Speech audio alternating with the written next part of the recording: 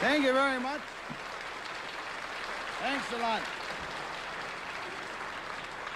Thank you and welcome to Tell the Truth. And I find myself in a very peculiar position for a fellow who is supposed to be host, moderator, MC, whatever you choose to call it, of this show, because I'm supposed to know about the contestants.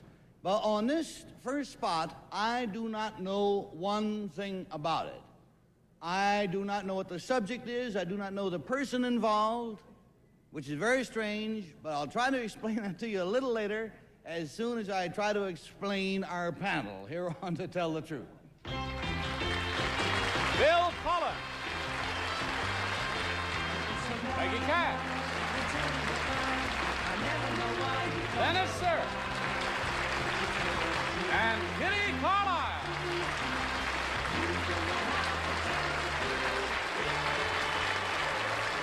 Hey there, friends. Now, this is really strange. Now, you remember I told you that I don't know anything about our first guest today, and I honestly don't. And thereby, I'm going to get a rare chance to leave this seat and go sit on the panel today, which usually louses things up. And the reason we're going to do that is because one of our panelists does know the first guest, and therefore would have to disqualify. And so, panel, which one of you knows the first guest? It's me. It's I. It's I. It is I. It is Kitty Carlisle. All right, Kitty, so now you come over here, you take my spot. I'll try to play the game, and we'll change. Here is your new hostess and moderatress, Kitty Carlisle.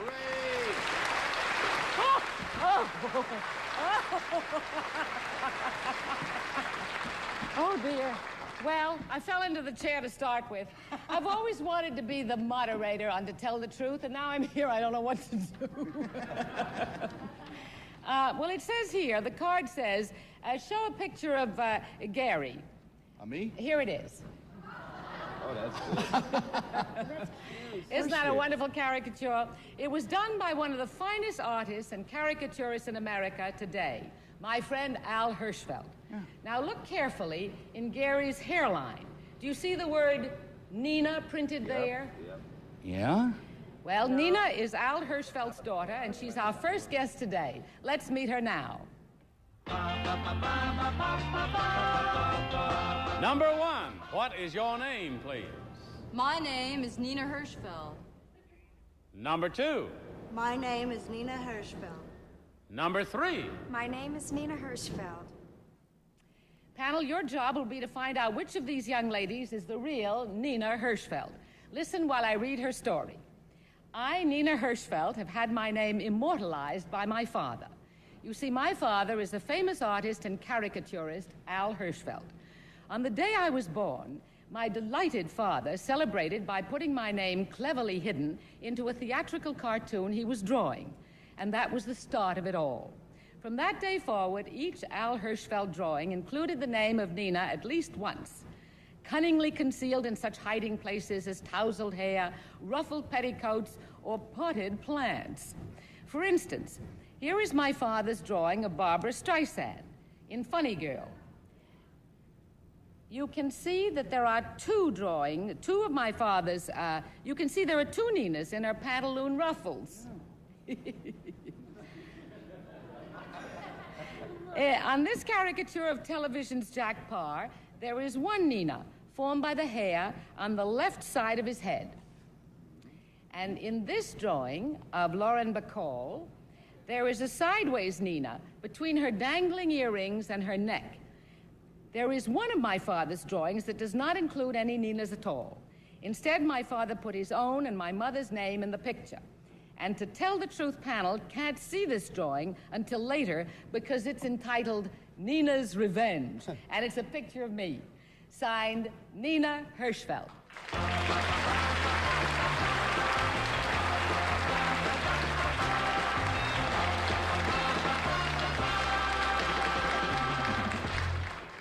We'll be back to question my friend Nina Hirschfeld and her imposters right after a few commercials. All right, panel. All three of these young ladies claim to be Nina Hirschfeld, whose father, Al Hirschfeld, put her name into each of his wonderful pictures. Let's start the questioning with Peggy Cass. Thank you. Number two, what color is your mother's hair? Red. Thank you. Number 3, what's your mother's name when it's not Mrs. Hirschfeld? Dolly Haas. Thank you. Number 1, your mother once starred in a show, sort of a Chinese play. Do you remember? You wouldn't remember it, but do you know the name of that? The lute song. Thank you. Number 2, how long does it take your father to do one of these drawings? Oh, anywhere from 1 to 3 days. Oh, yeah? Number 3, what does he work on? What kind of materials?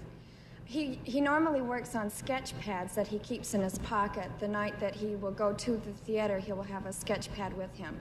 Thank you. This is where he starts. And number 1, does he work in, is it like pen and ink, or is it charcoal, or is it just pencil? Pen and ink.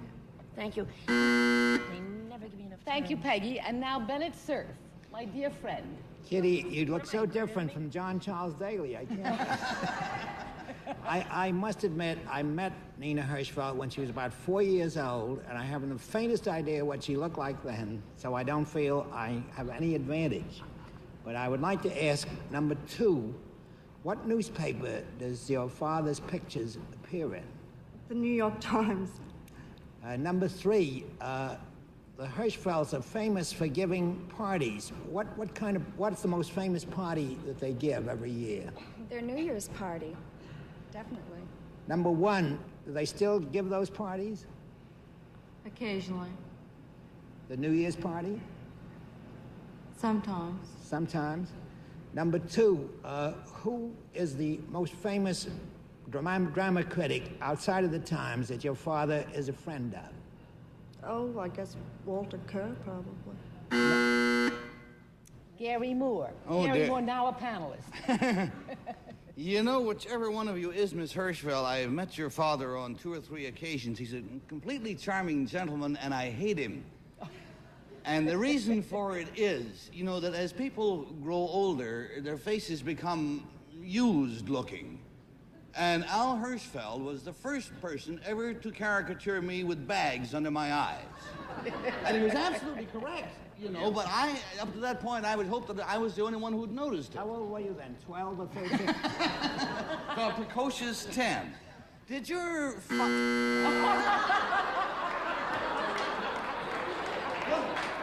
I was just going to ask you to turn that into a question. Gary, I must say you have contributed a great deal to this particular... Haven't I? Well, it's your turn, Bill. All right. I want to go on record and say the only thing Gary has made known is that he has bags under his eyes, and we know that. Number 2, Nina's Revenge, the caricature your father did of you that you're going to show us later. What's the theme of that thing? How does Nina's Revenge take place? Well, it's a picture of me, and I'm getting even at my father for all the Ninas that he's put in his different sketches. So there's... Number 1, I hear the Hirschfelds give very famous parties, especially their New Year's Eve party. How come I've never been invited? Maybe you'll be invited next time. Thank you very much, number 1. That's one way of getting invited. All right, panel, it's time to vote. And you must mark your ballots and vote for number 1, number 2, or number 3. We pay $50 for each wrong vote and $500 if the panel is stumped completely. Peggy, for whom did you vote? Well, Teach. I didn't expect to see it on the card so quickly. Well, number 1 knew that Dolly Haas starred in Lute Song, and indeed she did, and she was marvelous in it. And also, she looks like Dolly Haas, so I voted for Nina Hirschfeld, number 1. Bennett? Well, I'm afraid I also voted for number 1 because she looks more like the Hirschfelds than the other 2 girls. And I based it on that. And Gary? I wouldn't know her without a beard, but I'm going to go along with the group for a different reason, which was when the question of the parties were brought up, she looked slightly embarrassed because I suppose that none of us have ever been. Some of us have. Well, some have you been? Bill and I have not been. No, me either. I never get to go anywhere. No. And Bill Cullen, are you going to join everybody? No. I voted for number 11. No, I voted for number 1, 2, and mine was pure guess. No more than that. As it many times is on this show, it was pure guess. What am I supposed to ask? No. Oh, I didn't understand that one. Okay, the first thing you'll notice is don't pay any attention to the producer. Oh, you should have told me ahead of time. All right, the votes are all in, and we'll see if we're right or very wrong. Will the real Nina Hirschfeld... Very good. Very good.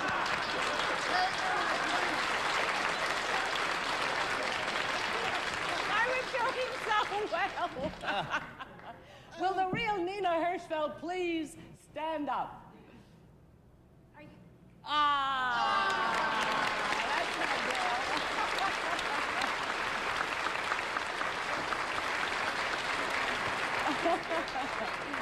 Nina, we'll be back to you in a minute. You couldn't fool the panel, but you were wonderful. Number 2, you didn't get any votes, but what's your real name and what do you really do? I'm Muriel Franklin. I'm a photographer's model in New York.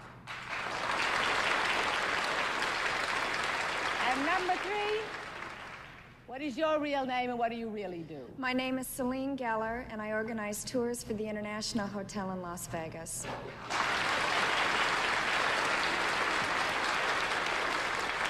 Remember, Nina said there's a picture of her by her father called Nina's Revenge.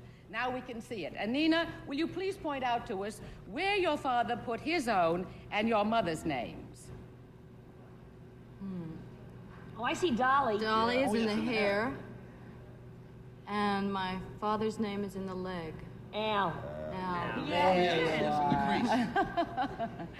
Thank you so much, Nina and Imposters, for playing to tell the truth with us.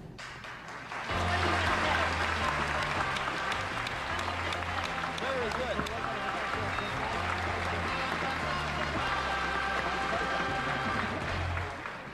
Well, Gary, that's about as far as I can go. How did I do?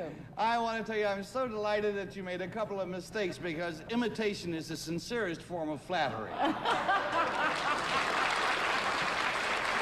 Otherwise, I want my job back because I'm better at it. You come over. Kitty Carlisle, man.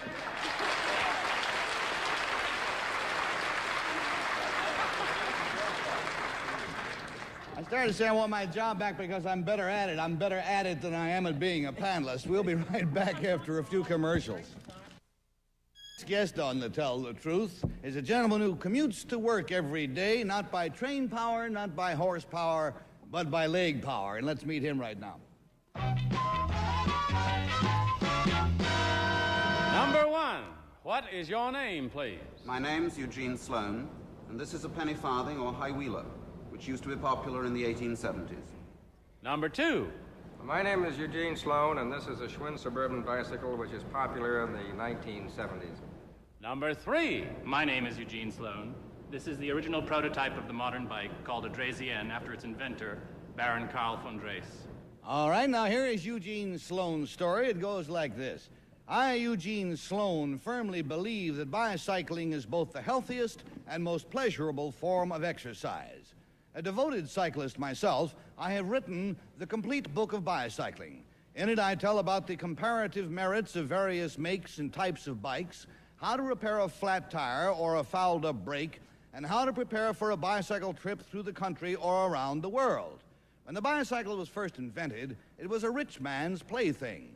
Today, however, the bicycle offers practical answers to the problems of air pollution from the automobile, congestion on the highways, and the need for healthful exercise. As a matter of fact, the eminent heart specialist, Paul Dudley White, has suggested bicycling as preventative medicine against high blood pressure, strokes, and heart attacks. Signed, Eugene Sloan.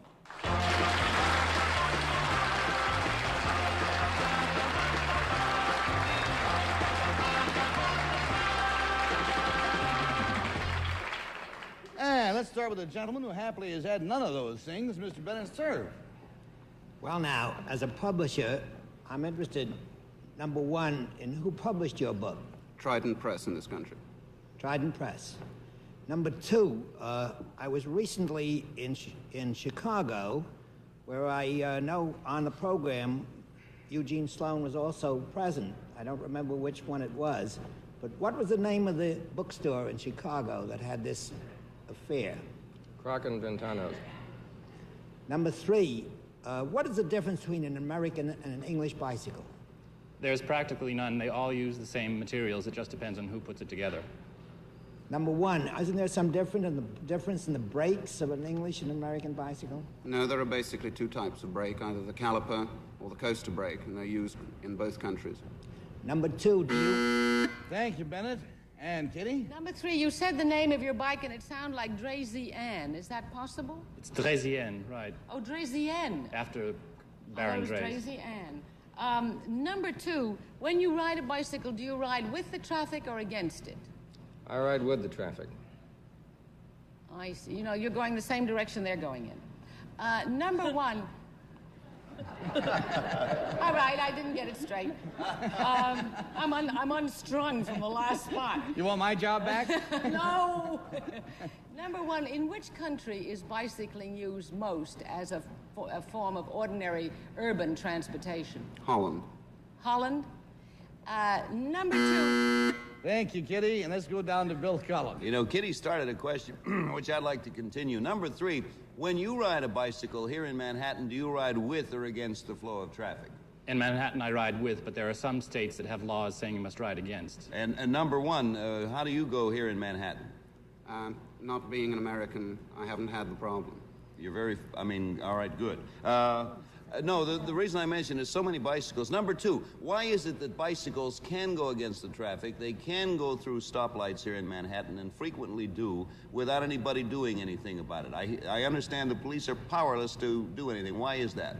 They are not powerless, but most people think of bicycles as children's toys, and who wants to arrest a child? Number 3, when it is an adult using that child's toy, going against the traffic at the height of the rush hour here in Manhattan and thereby causing some difficulty, why is it the police can't do anything about it?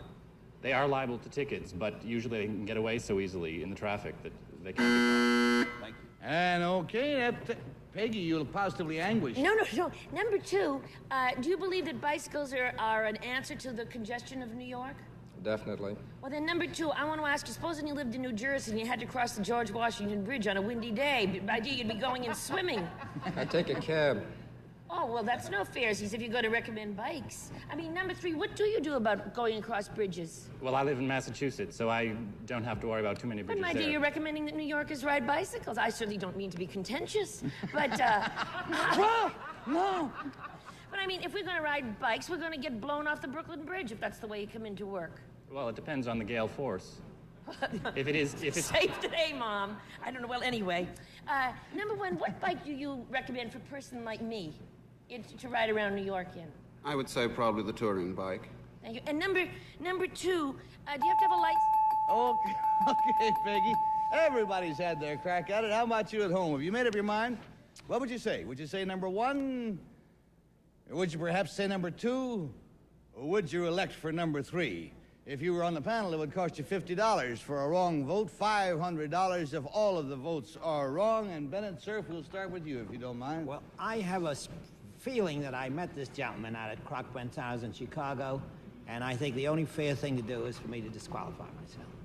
Okay, we're having a lot of those this week. We got a disqualification, and a disqualification always counts as a wrong vote. Thank you, Bennett. And let's go to Kitty.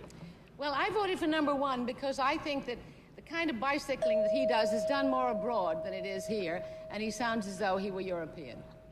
Okay, and Bill Cullen? I voted for number 2 because he rides with the traffic. Unfortunately, a great many of Manhattan bicycle riders do not. But anyway, I voted for number 2. And Peggy Cass, please. Well, I wanted to vote for number 3, a person from my own Bay State, but I voted for number 2 because he was at that Croc Brentano bookstore, and I have a feeling that must be the real thing. Well, that's what you said he was. Well, what did that have to do with the way he looks? Well, he looks okay. He did not say necessarily he was. He said that he said that the real fellow was. Who knows the name of a bookstore in Chicago if he wasn't there?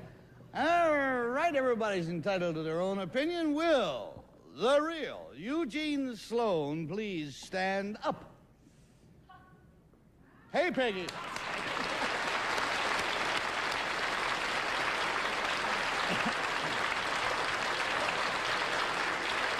Thank you, Mr. Sloan. Let's check out number 1. Number 1, what was your real name, please, and what do you do? My name's John Lee. I'm an executive with Columbia Pictures.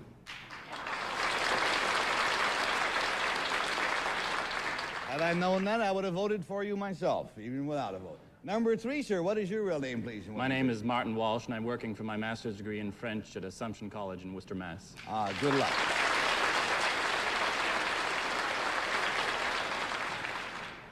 Mr. Sloan, this is a remarkable display of bicycles. Where did you get them, if you don't mind my asking? They're, the two older bicycles are from the Schwinn Museum of Bicycles, and the middle one is from the Schwinn factory in Chicago. Ah, so it's a whole Schwinn deal. We're grateful to them. Which is correct? Do you go with the traffic or do you go against it? What is recommended? I normally go with the traffic, but this week I've been bicycling around New York, and I've discovered that if you go on the side streets, the ones that go between the two rivers, you're better to go against the traffic because traffic is going very slowly on those streets, and you can see what's happening. But that's a very rare exception. I would definitely always go with the traffic. Always go with it. Yes. All right, there's the voice of experience, friends, and thank you all for being with us here on To Tell the Truth.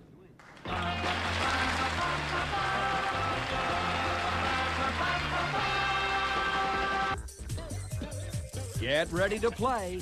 Johnny Carson, Muhammad Ali, Barbara Streisand, Warren Beatty. You just never know who's going to drop by on What's My Line. And then... My name is Paul Newman, and I've got a secret. Join host Gary Moore and one of the funniest panels ever assembled for the most revealing game show in history, I've Got a Secret.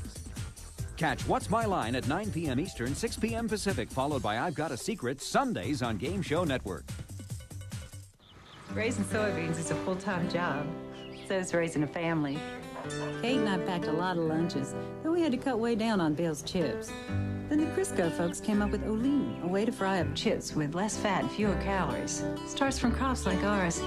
Bill says they're so good he doesn't miss the old ones. We've raised a lot of soybeans. Show Network play What's My Line, followed by Match Game and Tattletales. Hey, while you were away, Bennett Cerf told me a marvelous thing. Bennett, pass it along to the audience. It's too good to I miss. just want to show how observant I am. I disqualified myself. I thought it was number 3. That's right, isn't that marvelous? He was so sure it was number 3, he said, I won't vote, so I took a blank at the wrong guy. Nice try, though, Bennett. Friends, we'll see you tomorrow. Come back. In addition to the cash awards, our central characters today will receive Para, a carousel wig, shaggy back, side tendrils, bangs, and a crown of curls, an easy care 100% monocrylic wig from Carousel.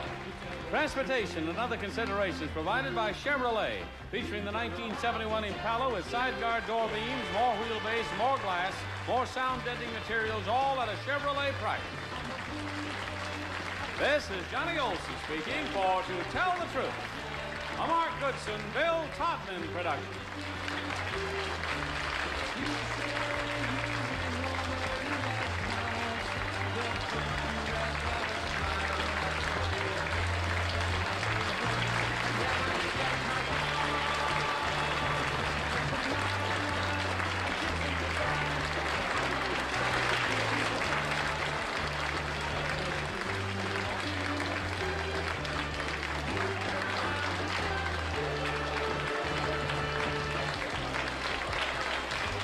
On Game Show